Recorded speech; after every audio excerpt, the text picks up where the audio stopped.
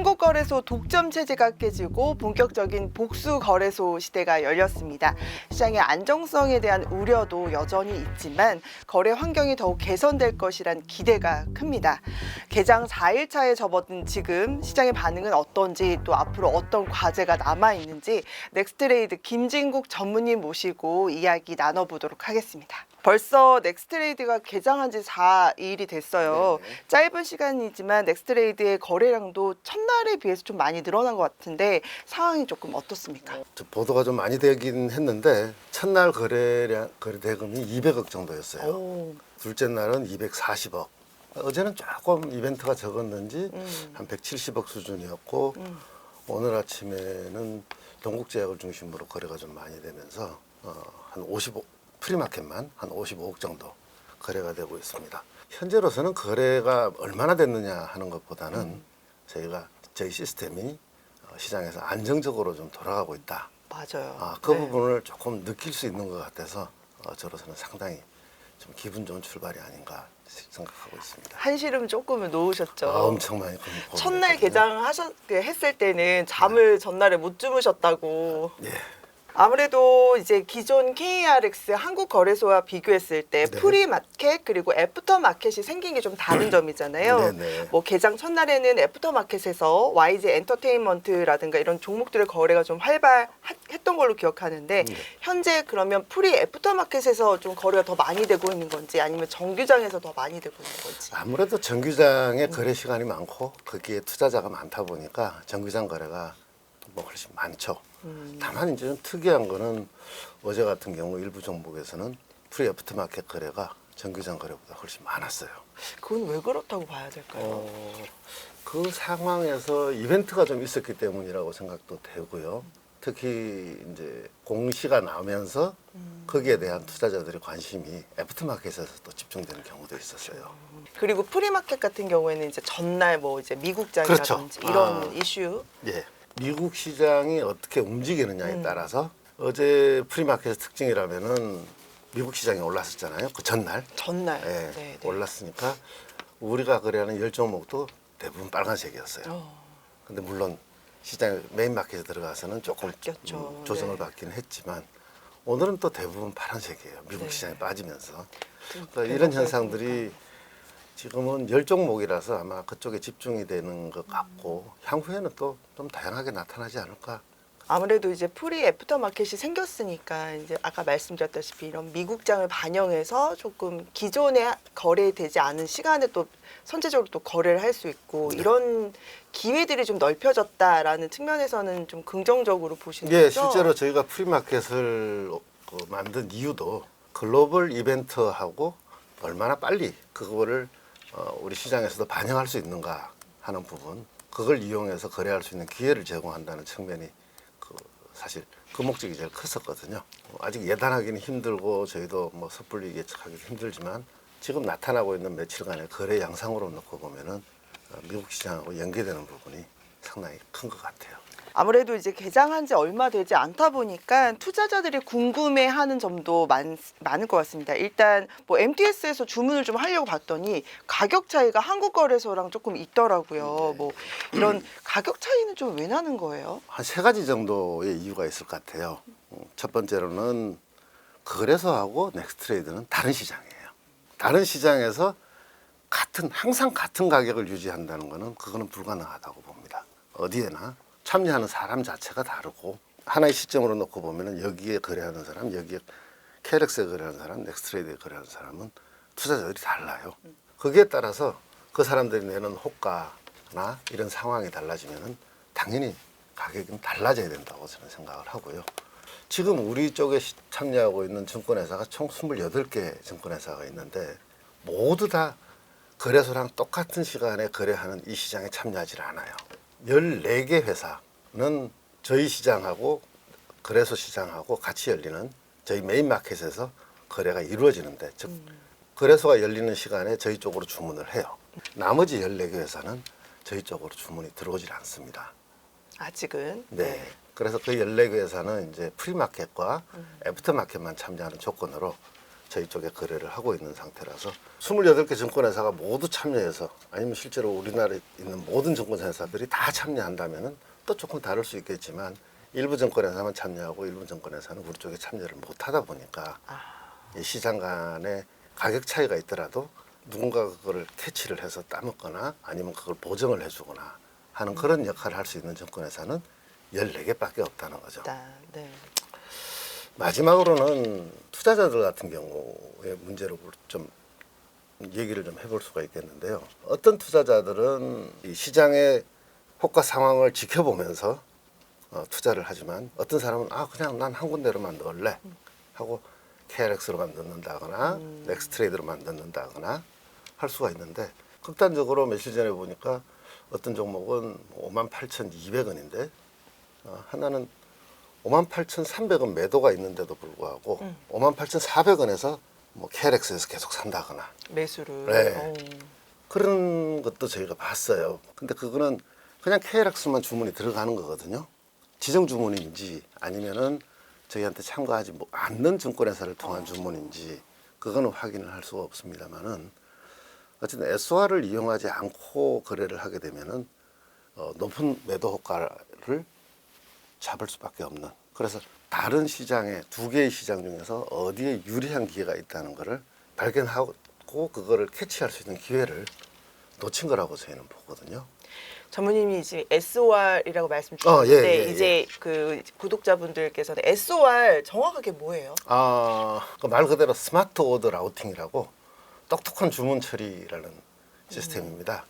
이 증권회사들은 복수 거래소가 있을 때는 두 개의 거래소를 비교를 해서 가장 투자자들에게 유리한 방향으로 주문을 전달해주는 의무를 갖고 있습니다. 자본시장법에서 정하고 있는 규정인데요.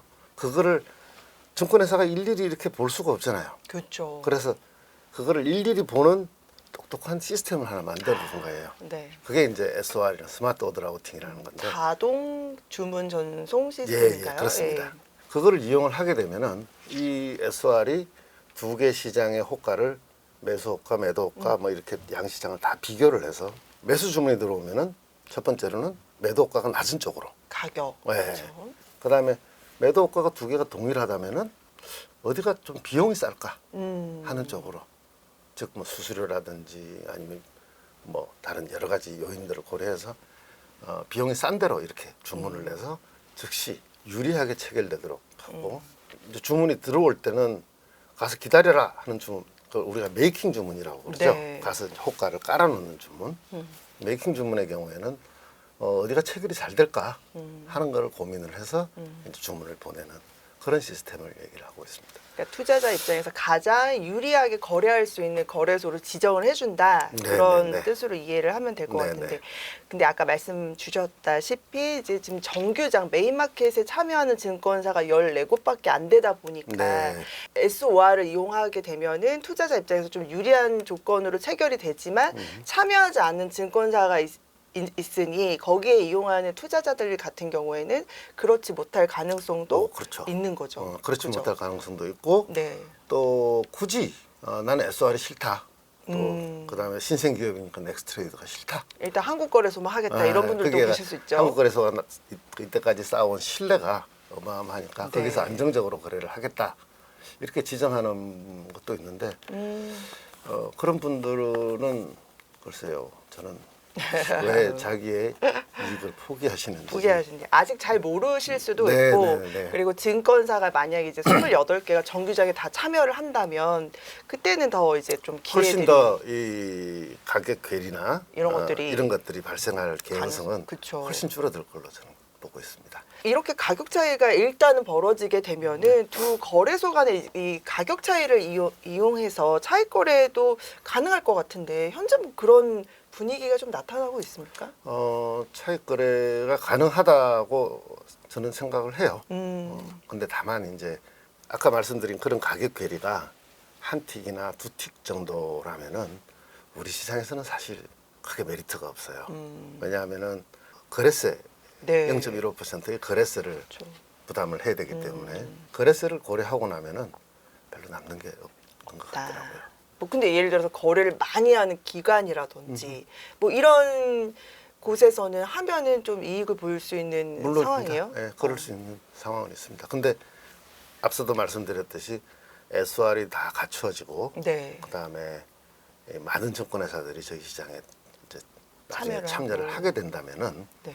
그럴 기회보다는 오히려 일시적으로 조금 발생한다 하더라도 그걸 빨리빨리 균형 가격에 수렴하는 그런 방식의 시장 모습이 나타나지 않을까 생각을 하고 있습니다. 알겠습니다. 아까 또 수수료 얘기를 조금 해주셨는데 투자자 입장에서 보면은 수수료 측면에서 그 넥스트레이드가 조금 더 유리하다 이렇게 보시는 거잖아요. 실제로 수수료가 아까 저희가 사실 그 넥스트레이드 출범하면서 경쟁력으로 삼았던 게 거래 시간, 그다음에 저렴한 거래 비용. 네. 저렴하지는 않죠. 뭐 네. 어쨌든 돈은 내야 되니까 그 낮은 거래 비용 그리고 투자자들은 뭐 체감하기 좀 쉽지 않겠지만 빠른 매매 체결 속도 뭐 이런 것들을 들고 있는데요. 저희가 한국거래소에 비해서 약 한 30% 평균적으로 30% 정도 거래세 수수료가 쌉니다. 근데 왜 평균 30%라고 말씀드리냐면은 거래를 할 때 저희는 어떤 투자자들이 호가가 많아야 좋으냐 하면은 대기하고 있는 호가들이 많아야 돼요. 그래야 이 거래 언제든. 시장에 좀 심도가 있고 투자자들도 많은 와서 저기는 대기하는 게 많으니까 내가 얼마든지 내 물량을 소화할 수 있다라는 그쵸. 믿음을 줄 수 있는 거죠. 그래서 그런 호가를 우리 메이킹 호가라고 그럽니다. 그럼 그거 말고 시장에 이제 막 쌓여 있는 호가를 나는 거래를 할래 하면서 따가는 호가를 테이킹 호가라고 그러는데요. 테이킹 호가. 네. 그럼 메이킹 호가가 많이 들어오게 하려면은 메이킹 호가에 좀 어드밴티지를 줘야죠. 수수료를 더 네. 싸게. 그래서 메이킹 호가에 대해서는 거래소보다 약 40% 어. 싸게.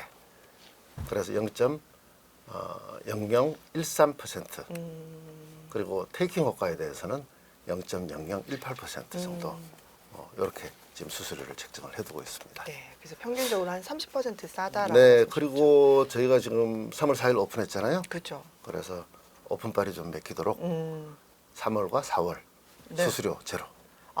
그렇습니다. 거래 수수료 제로입니다. 몰랐네요. 모르셨어요? 네, 광고를 많이 이용해 조금 주십시오. 홍보를 해주는데 알겠습니다.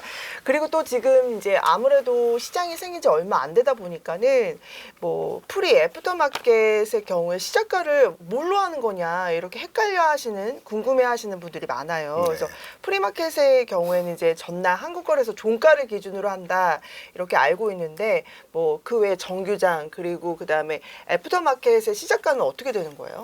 저희는 넥스트레이드고 저희의 업무 행태는 ATS입니다. 다자간 매매 체결 회사, 즉 이제 그 대체 거래소 네. 뭐 이렇게 불려지는데 이 거래소가 아니고 매매 체결 회사라는 거는 이 거래소가 하는 기능 중에서 여러 가지 기능 중에서 딱 매매 체결 기능만을 수행하는 곳이에요. 그러다 보니까 저희가 할 수 있는 부분, 그 다음에 거래할 수 있는 저희의 어디까지 그러면 우리 모습을 가져가야 될 건가 하는 부분에 대해서도 상당한 좀 논란이 좀 있긴 한데 거래소는 상장 기능을 우선 수행을 하고 그쵸. 그다음에 시장 관리, 그다음에 시장 감시, 청산, 그다음에 뭐 이런 것들 여러 가지 기능을 수행하고 있는데 저희는 딱 매매 체결만 하다 네. 보니까 그럼 거래소가 가진 본질적인 기능이 뭘까? 거래소가 가진 본질적인 기능은 상장하고 네. 가격 밝힌 기능이에요. 즉 거래소는 정규 거래소 메인 익스체인지로서 우리나라 자본시장의 어떤 지표를 설정하고 하는 그런 중대한 역할을 한다는 것을 저희가 부인해서는 안 되는 것 같아요. 일단 거래소가 결정된 종가, 그다음에 거래소가 처음 시작된 시가 이런 것들은 저희도 그런 부분을 존중을 해서 거래소가 만들어 놓은 종가를 기준으로 쭉 그 다음날 거래가 이루어집니다. 그걸 우리가 보통 기준가라고 그러죠. 네. 왜 기준가라고 그러냐면 이제 그때 뭐 배당이라든지 뭐 분할이라든지 이런 이벤트들이 조정된 중요하죠. 후 가격을 이제 기준가라고 얘기를 하는데 그 다음날 저희가 프리 애프터 마켓을 할 때는 전일에 거래소에 형성된 종가를 종가. 기준으로 해서 그걸 플러스 마이너스 30 상한가 그쵸. 범위 내에서 가격 제한폭. 네, 예. 네. 그 범위 내에서만 쭉 거래를 합니다. 프리마켓, 메인마켓, 애프터마켓 동일합니다. 이제 과거에 뭐 ECN 같은 경우는 종가를 기준으로 얼마 정도 거래를 한다. 그리고 그다음에 거래소의 그 시간의 단일가 같은 경우도 네. 거래소 종가를 기준으로 플러스 마이너스 10% 범위 내에서 거래를 하도록 돼 있는데 저희는 그거하고 상관없이 일단 아침에 시작됐으면은 기준가에 플러스 마이너스 30%까지 오후 8시까지 애프터 마켓이 끝날 때까지 같은 거래 조건으로 가격 범위 내에서 거래를 하고 있습니다. 프리, 정규장, 그다음 애프터마켓 모두 다 한국거래소 전날의 종가를 기준으로 시작을 한다. 그렇죠. 이렇게 이해하시면 그 범위 내에서 범위 거래를, 내에서 네. 가격 제한폭 플러스 마이너스 그 범위 30%. 내에서 거래를 한다고 보시면 됩니다. 알겠습니다. 그리고 또 투자 시 조금 유의해야 할 점도 있을 것 같아요. 넥스트레이드를 직접 예를 들어서 지정해서 거래를 한다든지라고 네, 했을 네. 때 이런 부분에 대해서 좀 짚어주세요. 물어보신 내용 중에 제가 답을 미처 못한 부분이 프리마켓 같은 경우에 네. 어떻게 가격을 시작하느냐. 네. 예를 들어서 저희는 거래소 종가가 결정되고 난 이후에도 거래가 약 4시간 되잖아요. 정도로 거래를 한단 말이에요. 예를 들어서 거래소 종가가 10,000원이고 저희 쪽에서 거래가 많이 이루어져서 12,000원에 끝났다. 애프터마켓에서. 네, 애프터마켓에서. 그러면은 그 다음날 아침에 얼마로 시작할 거냐. 그러니까 만 원으로 시작한다는 얘기잖아요. 얼마로 시작할지는 투자자들이 결정하시는 거죠. 어제 거래소 종가가 10,000원이고 네. 우리가 생기기 전에 네. 거래소 종가가 10,000원이고 그 다음날 시가는 얼마예요? 그 다음 날 네. 만 원에서 플러스 마이너스 30%. 그렇죠. 그 가운데에서 투자자들이 결정해 주시는 거죠. 그러니까 근데- 근데 헷갈리는 게 애프터마켓에서 12,000원에 끝났다고 하면은 네. 그 다음 날 프리마켓에서 12,000원을 기준으로 플러스 마이너스 30%가 아니라 아, 그렇죠. 그 전날에 그 그래서 종가가 종가. 종가인 10,000원을 기준으로 네. 플러스 마이너스 30에서 이루어져야 되는 겁니다. 그러니까 이거를 헷갈리면 안 네, 되실 네, 것 네. 같아요. 네. 근데 뭐 잘 아시잖아요. 어쨌든 가격은 계속 변하는 거고 네. 수급에 따라서 계속 변하는 거고 다만 이제 기준가 범위가 거기서 결정된다는 거는 좀 인지를 하셔야 되고 네. 다만 이제 저희가 거래 방식이나 이런 부분들이 거래소랑 완전히 같지가 않아요. 뭐 예를 들어서 프리마켓 즉 아침에 시작할 때 네. 일반 사람들은 보통 거래소 시작할 때는 어떻게 시작하죠? 단일가. 네, 그렇죠. 일반적으로 우리 얘기를 동시효과라고 그러잖아요. 맞아요. 그죠? 호가를 그러면은 받아가지고. 뭐 자기가 꼭 사고 싶다. 그리고 상한가로 주문을 내는 거예요. 그렇죠. 꼭 팔고 싶다. 하한가로 주문을 내요. 그럼 막 모아가지고 하나의 가격으로 결정을 해주잖아요. 근데 저희는 그러면 안 돼요. 저희는 접속 매매로 바로 시작하기 때문에 바로 체결이 네, 되는군요. 바로 체결될 수가 있어요. 그럼 상한가로 자기가 주문을 탁 내놓 맨 1번으로 냈어요. 그럼 누군가 상한가 주문이 들어왔네 하고 매도 주문을 내면 바로 바로 상한가로 체결이. 체결이 되는 겁니다. 그러니까 신중하게 호가를 조금 그렇죠. 내야 된다. 그래서 호가 상황을 처음에 보실 때 섣불리 내지 마시고 호가 폭이 스프레드가 좀 줄어드는 상황을 봐가면서 네. 자기가 의도한 목표한 가격 그 정도로 내셔야 좀 안정적으로 거래를 할 수 있는 중요한 말씀이에요. 예, 그 부분을 조금 유념을 해두실 필요가 있을 것 같아요. 8시 시작하자마자 이제 한국거래소처럼 생각해가지고 호가를 내면 안 된다는 네네네. 말씀입니다. 네. 두 번째로는 프리마켓, 메인마켓, 애프터마켓 네. 이렇게 부분이 있는데 10분간 중간에 쉬어요. 네. 아시죠? 네. 왜 쉽니까? 그때 뭐 예를 들어서 이제 단일가 매매 그렇죠. 체결하는 그래서 시가 측면도 있고. 단일가 거래가 이루어지는 10분간, 그다음에 그래서 종가 단일가가 이루어지는 3시 20분부터 3시 30분까지 이 10분간은 쉬는데 이때는 뭐라고 말씀드리기는 좀 뭐하지만 우리 쪽에 있는 것보다는 네. 우리 쪽에 있으면 그냥 기다리는 주문에서 체결이 안 되고 그냥 계속 가거든요. 네. 우리 쪽에 있는 것보다는 그냥 거래소를 한번 옮겨주시는 것도 괜찮을 것 같아요. 아, 거기 가면은 내가 뭐 예를 들어 10,000원으로 사자 했는데 시가 단일가가 9,800원으로 결정이 됐어요. 그럼 9,800원에 살 수도 있는 기회를 살짝 놓치는 거예요. 그럼 그 기회를 그대로 챙기려면은 거래소 단일가 시장에 참여를 하고 그러고 나서 또 저희 시장이 매력적이라면 또 이쪽으로 옮기시고 그래서 그러니까 넥스트레이드에서 취소를 하고 한국거래소 단일가 그렇죠. 시장으로 갔다가 네네네. 유리하게 체결하고 나서 다시 체결이 안 된다면은 안 된다면 또 이쪽으로 오시는 것도 애프터마켓으로 오시는 방법. 뭐 그러니까 메인마켓에서 거기서 거래를 하시든 그다음에 이쪽으로 오시든 증권회사 MTS에 보시면은 네. 일부 증권회사 같은 경우는 시장 이동 기능이 있어요. 이동 기능. 예, 그래서 8시 50분에 거래 마무리되고 나면은 그 콩 눌러서 거래소로 퐁 갔다가 거래소에서 또 체결이 안 됐네? 그럼 또 이쪽으로 퐁 오다. 그건 결국에 투자자가 이렇게 누르는 투자자가 거예요? 누르셔야 돼요. 그거를 그러니까. 지금 자동으로 해주지는 않아요. 그러니까 투자자들이 되게 똑똑해져야 되는 게 바로 이 아니요. 복수 거래소. 똑똑하기보다는 좀 어떻게 조금은 귀찮아져야 부지런해져야 돼요. 부지런해져야 한다. 근데 잘 알고 해야 되니까 네. 모르시면은 이동하는 게 힘드니까 예. 부지런하고 또 현명하게 근데 투자를 하셔야죠. 우리 투자자들은 엄청 똑똑한 것 같아요. 저는 그 부분에 대해서는 사실 의심의 여지가 없어요. 많이. 우리 시장을 오픈하고 저도 되게 걱정을 많이 했거든요. 네. 거래가 될까? 그랬는데 알고서 이렇게 찾아와 주시는 거 보니까 우리나라 투자자들은 진짜 현명하고 똑똑하시고 그건 다행이다. 인정입니다. 그리고 현재는 이제 거래되는 종목이 10종목이잖아요. 네, 그리고 네. 거래량도 물론 당연히 한국 거래소보다는 이제 많지 않다 보니까는 아무래도 시장 뭐 특히 풀이나 애프터마켓에서 시장의 변동성이 조금 확대될 수 있는 거 아니냐 이런 우려도 있어요. 네. 그런 것도 있는데 이 부분은 조금 어떻게 보시나요? 프리마켓 같은 경우 이제 특히 변동성이 좀 크다라는 우려가 좀 있는데요. 메인 마켓에 비해서는 저희 그 시장에 참여하고 있는 투자자들 그룹이 아직은 기관 투자자가 많지는 않은 것 같아요. 개인들이 더 많나요? 개인 네. 비중이 좀 많고 그래서 일단은 좀 뭐 조금 더 지켜봐야 될 부분은 아닌가라고 생각합니다. 변동성이 많다는 게 한편으로 보면은 좀 수익 창출의 기회가 좀 조심스럽지만 그렇죠. 예. 네. 근데 누군가 수익을 창출한다면은 누군가 손실을 볼 수도 맞아요. 있다는 측면에서는 네. 좀 부담이 있는 거고요. 네. 다만 이제 어떤 이벤트가 있을 때 그게 이벤트가 어떻게 반영되느냐 하는 거를 지켜보는 시간이 사실 프리는 조금 짧아요. 50분. 예, 50분이다 보니까 조금 짧아서 그거를 또 변동성이 큰 걸로 좀 인식하는 것도 있는 것 같아요. 근데 의외로 저희는 호가가 좀 듬성듬성 있을 줄 알았거든요. 네.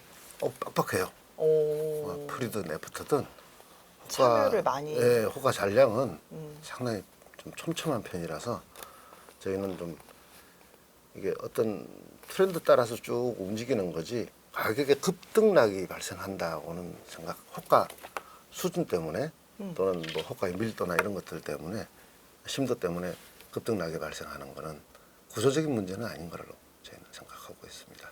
지금 이제 10개 종목이 거래가 되고 있잖아요. 네. 이달 말까지 800종목으로 늘어난다고요. 네, 저희가 지금 10종목을 거래를 하고 있는데 2주간 오늘 포함해서 6거래일 정도 남았는데요. 네. 어떻게 보면은 좀 실험 단계라고 보시면 될 것 같아요. 대상 회사에서는 조금 이상하게 들리실 수는 있겠지만 저희가 사실 이 10종목도 거래가 많이 되는 종목보다는 네. 조금 변동성이 적은 종목을 대상으로 일부러. 종목을 선정을 했고 투자자 이 넥스트레이드와 KRX 사이에서 어떤 거래 방식이 나타나는지 어떻게 거래를 하는 것이 유리할지 이런 것들을 좀 체험해 볼 수 있는 그런 시간이라고 저희는 조금 생각을 하고 10종목을 거래를 하고 있는 거고요. 이제 10종목이 끝나고 나는 3월 17일 네. 월요일부터는 이제 100종목이 추가됩니다. 네. 그래서 총 110종목이 네. 거래가 될 거고 3월 24일부터는 그 다음 주죠. 코스피 200종목, 코스닥 150종목이 지수 구성 종목들이 다 올라올 거예요. 그래서 총 350종목이 올라오게 되고요. 마지막으로 3월 31일에 이제 대망의 저희 그랜드 오픈을 하게 됩니다. 완전히 800종목. 800종목. 예, 들어옵니다. 그리고 최근에 이제 주식 거래 이외에도 투자자들 ETF 거래 정말 많이 하잖아요. 네네. 넥스트 레이드에서 ETF 거래 언제 가능해요? 지금 자본시장법 시행령 개정이 필요한 사항인데요. 네. 고맙게도 거래세 대상 상품 확대를 위해서 자본시장법 시행령 개정안이 지금 입법 예고돼 있습니다. 그래서 이게 한 빠르면 6월 정도에 개정될 예정이고 거기에 맞춰서 저희도 추가적인 인가 절차를 거치는 부분이 있어서 그거 하고 시스템 조금 보완하고 그다음에 LP들 운영하는 방법도 좀 마련해야 되고 ETF 그래도 그렇게 그냥 탁 올리는 게 아니더라고요. 그럼 쉽지가 않네요. 조금 더 기다리셔야 네. 될 것 같습니다. 그래서 연말쯤이면은 되지 저희가 않을까? ETF를 네. 선보일 수 있지 않을까 생각하고 있습니다. 일반 투자자들 지금 이제 다행히도 거래 참여를 좀 하고 있어요. 네. 근데 또 일부 투자자 같은 경우에 이렇게 작은 자본시장에서 왜 굳이 복수거래소가 필요하지라고 생각하는 분들도 계실 것 같아요. 네. 왜 필요한가요? 우리나라 자본시장 규모가 이렇게 작은이라고 표현하는 게 맞지가 사실은 않나요? 저는 아니라고 봅니다. 아시아에서는 그래도 한 세 번째 네. 정도 되죠. 상당히 큰 규모고 우리도 지금까지 이런 것들을 어떻게 보면 좀 그냥 가만히 있는 것만 즐기는 상황이었던 거라고 저는 생각을 해요. 그래서 왜 필요하냐, 이걸 왜 만들어서 왜 하는 거는 불편한 거예요. 당장은. 그렇죠. 적응하기도 힘들고 복잡하기도 하고. 저도 그랬어요. 네. 이걸 왜 만들어가지고 내가 이 고생을 하고 있나. 근데 일단 거래되는 상황을 보면은 이게 필요했구나. 이렇게 많은 투자자들이 맞아요. 이거를 이용하고 있는 거를 보면은 이게 우리가 늦지 않았나. 네, 진작 오히려. 만들었어야 네. 된다. 그리고 이제 이미 아시는 것처럼 해외 선진국에서는 많은 거래소가 지금 거래되고 운영이 되고 있잖아요. 그게 당연히 이유가 있는 거라고 저는 생각을 해요. 왜 만들었는가 하는 거는 좋게 얘기해서 뭐 투자자들에게 많은 투자 기회를 제공하고 거래 좀 편리한 투자 환경을 조성한다. 그래서 자본시장을 뭐 기반을 확충한다. 뭐 그런 좋은 말을 하는 것보다는 조금 느껴보셨으면 좋겠어요. 느껴봐요. 그때 만약에 이거 하나 폐지해버려라 하면은 폐지 못할 거예요. 그렇죠. 또 늘려놨으니까. 예, 그래서 지금 초기 단계에서 많은 투자자들이 오히려 불편하고 네. 생소하고 조금 예전에는 없던 일들이 발생되고 그러다 보니까 많이 힘들 거는 죄송스럽게 생각을 합니다. 근데 네. 좀 더 나아지리라고 생각합니다. 네, 적응하는데 조금 오래 걸리겠지만 그래도 훨씬 또 거래 편익이나 투자 편익 측면에서는 네. 이롭다라는 네. 말씀이시죠. 마지막이에요. 그 넥스트레이드가 정말 아까 그 안정적으로 좀 시장에 잘 안착하는 게 가장 중요하다고 하셨잖아요. 네. 앞으로의 넥스트레이드의 어떤 뭐 계획이라든지 이런 부분 있으면 말씀해 주세요. 저희가 이제 시장을 설계를 해서 일단 출시를 했는데 이게 이제 버전 1입니다. 앞으로 이제 투자자들의 불만, 그 다음에 여러 가지 불편 사항들, 그리고 우리 스스로도 발견한 조금 문제점들, 이런 소소한 부분들이 좀 있을 거예요. 그래서 그 부분을 빨리 보완하고 버전 2.0을 만드는 게 목표고요. 조금 더 나가서 지금 저희가 도입한 중간가 호가나 스톱 지정가 호가, 거래소도 같이 도입이 돼서 오히려 더 다행이라고 생각을 하고요.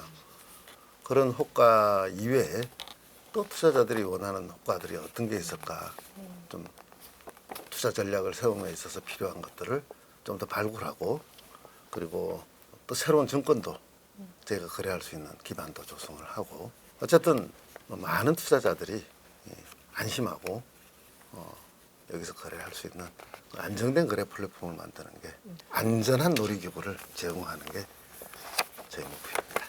네, 안전한 놀이기구라고 말씀 주셨어요. 그동안 이제 복수거래소 시대에 경험하지 못했는데요. 넥스트레이드가 시장에 잘 안착하도록 정말 응원하겠습니다. 네. 오늘 나와주신 넥스트레이드 김진국 전문의 고맙습니다. 예, 감사합니다.